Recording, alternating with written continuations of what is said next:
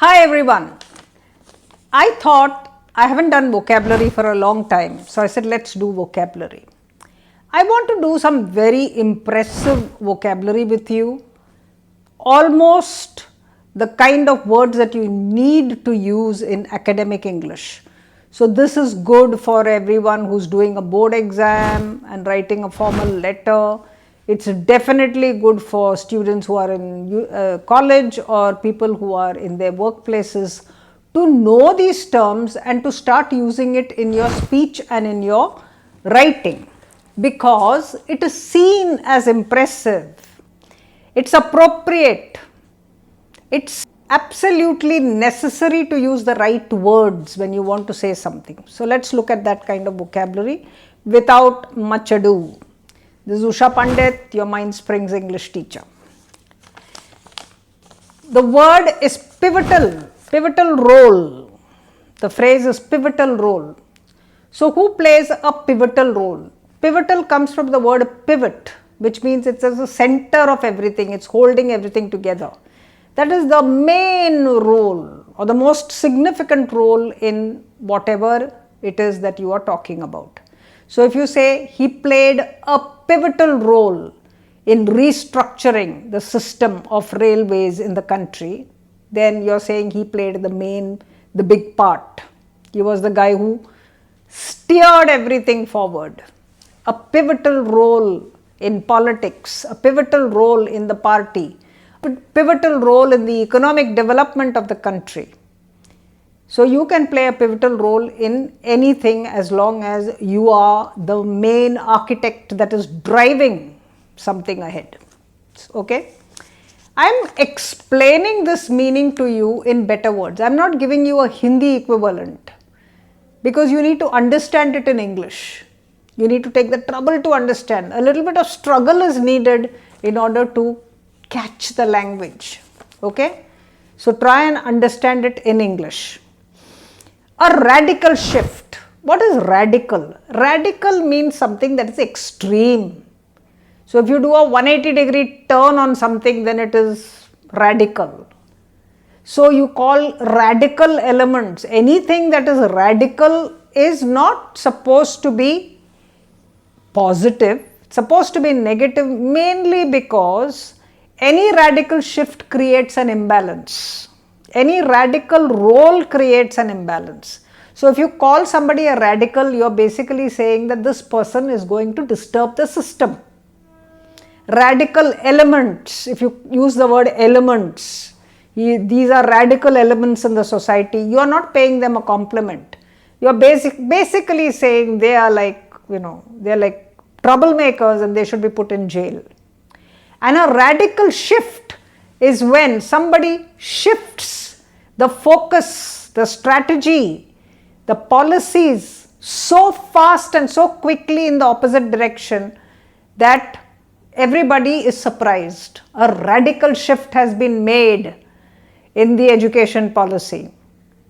A radical shift in the law that was governing women's empowerment has allowed women to succeed. If I use words like that, it means I have made such drastic, extreme changes and extreme movements to another place. Radical shift. What is a political landscape? Now all of us know what landscape is. Landscape is mountains and rivers and that sort of thing, right? Or a landscape is a desert, or a landscape is a polar region. So these are landscapes. When you talk about a landscape, you're talking about a particular characteristic in that landscape. So what is a political landscape? When you're talking about a political landscape, you're talking about the politics, the prevalent politics of that region. So it could be authoritarian, it could be a democracy, it could be a dictatorship disguised as a democracy. So all the institutions will function in a particular way. So you will say it's a mountainous region. So too many mountains there. Similarly, so that is what we mean by a political landscape. A landscape that is predominantly adhering to a particular kind of ideology is a political landscape. Though some of those landscapes can be quite oppressive, some of those landscapes can be pretty liberal. So there you go. Unless you hear good English, it will not be familiar. And if you don't hear enough of good English, it will never be yours. So don't run away from good English, don't run away from good vocabulary.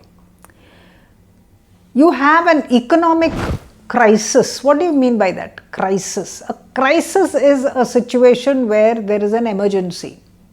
When you say an economic crisis or you say an economic meltdown, what are you talking about? You're talking about an economy that is in trouble, where everything seems to be falling apart, where they are going bankrupt, where people are being pushed into poverty, where they do not know what to do next. They are borrowing, they are debt ridden. All these are ways in which, so if you look at the post-war Europe, what would you find there? You would find that people were carrying rolls of notes and they were going to buy bread. So then your inflation has gone so much through the roof that money has no value. An economic crisis. Social impact is something that you should use often. Social impact is the impact on society because of certain policies.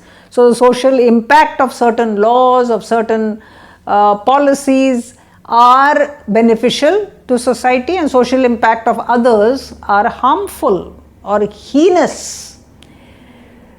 Cultural capital. What do we mean by cultural capital? So capital is wealth, capital is money, and when we use it with culture, what we mean is that there is a wealth of cultural ideas, performances, attitudes, values that are sitting in a particular country or in a particular community, and that is very unique, and that creates a strong identity for that group.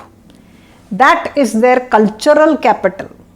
You take that cultural capital away from them and they will be broken people. They will not know who they are. These can be any kind of, so if you study cultures across the world, you will find that there is a different cultural capital sitting everywhere. Some of those cultures are valued, some of those cultures are destroyed by captors, and some of those cultures are celebrated. And some of those cultures have a lot of currency. That means everyone wants that. So that is your cultural capital. Intellectual burden. I want you to look at the words. I am not saying the same words again and again. An intellectual burden. Why burden and intellectual? What is a burden? It's not a burden on the mind. They're not telling you that intellectual burden doesn't mean that you have become psychotic. An intellectual burden is where you put a lot of pressure on learning something. So you might say that the new policies brought in by the government in engineering colleges has created an intellectual burden on students. It's possible. Intellectual burden can be anything. So you might say AI coming is a very good tool, but it has created an intellectual burden on people who are not used to computers. So intellectual burden is that kind of burden. Okay. Psychological damage. I hope everyone knows psychological damage cannot be seen. A psychological damage is felt. Psychological damage is deep. It is harmful, and it is something that you need time and you need professional help to recover from. So psychological damage is not what you want to do with little children.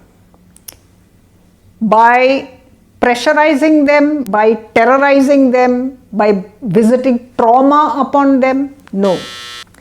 Non-negotiable rules. What are these? Non-negotiable. You can't negotiate.